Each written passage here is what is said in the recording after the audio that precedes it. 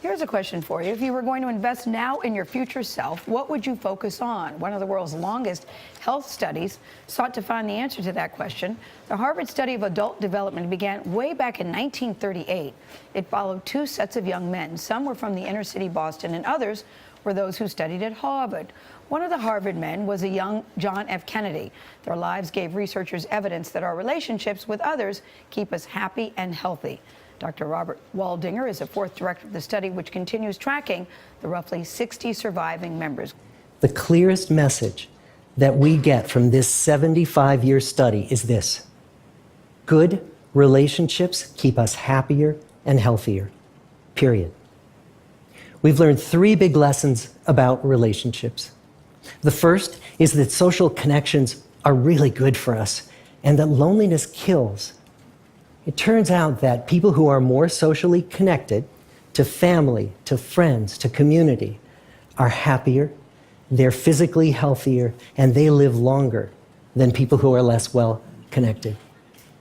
And the experience of loneliness turns out to be toxic. People who are more isolated than they want to be from others find that they are less happy, their health declines earlier in midlife, their brain functioning declines sooner, and they live shorter lives than people who are not lonely. And the sad fact is that at any given time, more than 1 in 5 Americans will report that they're lonely. And we know that you can be lonely in a crowd and you can be lonely in a marriage. So the second big lesson that we learned is that it's not just the number of friends you have, and it's not whether or not you're in a committed relationship, but it's the quality of your close relationships that matters. It turns out that living in the midst of conflict is really bad for our health. High conflict marriages, for example, without much affection, turn out to be very bad for our health, perhaps worse than getting divorced. And living in the midst of good, warm relationships is protective. Once we had followed our men all the way into their 80s, we wanted to look back at them at midlife and to see if we could predict who was going to grow into a happy, healthy octogenarian and who wasn't. And when we gathered together everything we knew about them at age 50, it wasn't their middle-aged cholesterol levels that predicted how they were going to grow old.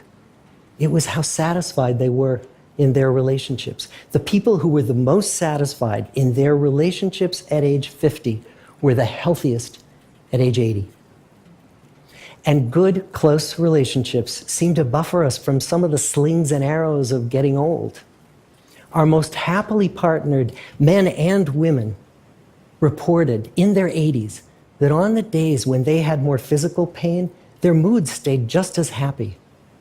But the people who were in unhappy relationships, on the days when they reported more physical pain, it was magnified by more emotional pain.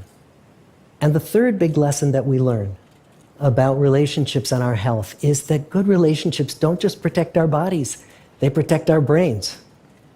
It turns out that being in a securely attached relationship to another person in your 80s is protective. That the people who are in relationships where they really feel they can count on the other person in times of need, those people's memories stay sharper longer.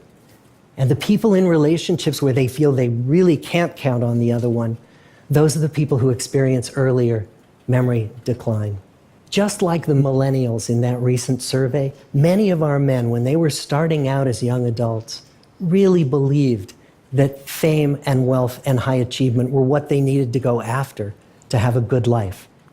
But over and over these 75 years, our study has shown that the people who fared the best were the people who leaned into relationships with family, with friends, with community,